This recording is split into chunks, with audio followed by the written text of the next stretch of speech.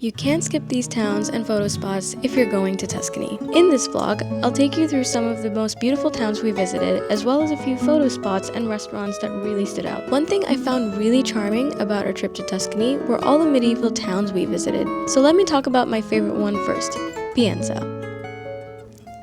I really liked Pienza. It's a cute small town that you can walk across within 10 to 15 minutes, and everything is eye-catching, so you end up stopping and exploring little shops and admiring views. This town is unlike anything I've ever seen before. The architecture and structure feel so ancient, almost prehistoric, but everything is still so beautifully preserved. The town was a village before, called Corsignano. It was redesigned in the 1400s during the Renaissance by a pope who was actually born there. He wanted to turn this tiny hometown into this ideal city, and honestly, he kind of nailed it. Because it's crazy to think that this was all built over 500 years ago, and in 2025, we're still walking around those same streets. There were so many cute little shops, cafes, and of course gelato stores everywhere. Also, do not skip the views. There are some open ledge areas where you can see the Valdorcia countryside, and it's just so beautiful. Oh, and one final detail I found interesting. The church bells, they go off every 15 minutes. Not on the hour, every 15 minutes. But eventually I got used to it. So if you're ever visiting Tuscany, definitely don't miss Pienza. It's small, but full of soul. The next town I want to talk about is Montepulciano. And before I get into more details about this town, I want to start off by saying that I wanted to visit this place so bad because this is where New Moon was filmed. I was a big Twilight fan when I was a kid, and I really appreciate all the films and stories that brought me comfort as a child. So that's why the series has a special place in my heart.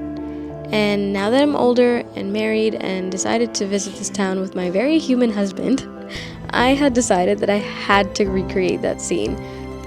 I love how he was low-key embarrassed but still agreed to recreate the scene with me, no questions asked, so I really appreciate him for doing this. Anyway, back to the town of Montepulciano. Like Pienza, this town also flourished in the medieval era and really boomed in the Renaissance era. This town itself is much larger than Pienza and very steep and uphill, so you have to climb a lot of steps and incline to get to the main town square. And once you're there, you could either do a tour at the Palazzo Comunale or explore a few shops in the area. I also highly recommend checking out the viewpoint from here as well because it is stunning. It's much higher than the Pienza viewpoint, and you really get a good bird's eye view of the Tuscan countryside.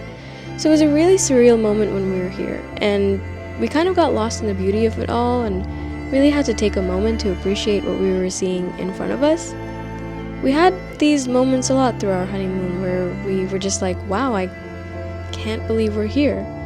And this was one of them. So yeah, Montepulciano was definitely a highlight of the trip, and I'd 100% recommend adding it to your itinerary. So these were all the towns we visited in the region. There's also a town called Siena nearby, but we were just not able to fit that into our itinerary. So if you visited Siena before or plan to visit in the future, let me know in the comments and share your experience.